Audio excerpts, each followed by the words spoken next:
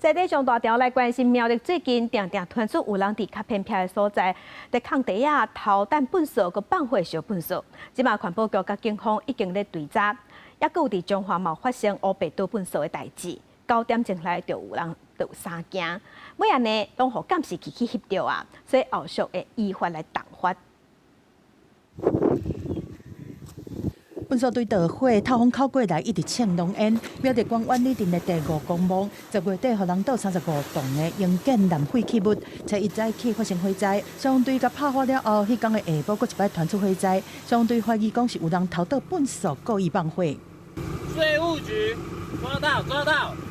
现场除了营建废弃物，佮含大量的生活粪扫，万里镇和通宵镇最近4天以来，连续传出3件投烧粪扫的案件，拢是伫咧无啥物人会去的所在。苗栗县环保局讲会含检方继续追查，乌白蛋的会照废清法移送检方，投烧的会照空污法来开发。环保局将据以访查各自所载人员，或请警方协助进行侦讯、制作笔录后，再综合判断厘清实际行为人。露天燃烧依空污法规定，可裁罚新台币1200元以上10万元以下罚款。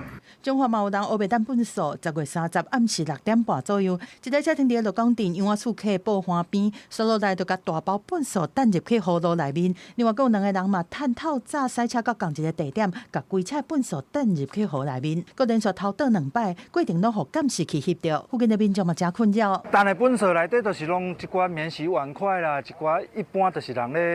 夜市啊，这种的物件，废弃，敢若事业废弃物这种的。第一起的话，一般100米立方以下，我们会依照废清法1200到6000进行裁罚。那第2、3起的话，它的一综合规划，它们体积应该在1米立方到2立方之间，也有可能到接近3立方，27500起跳。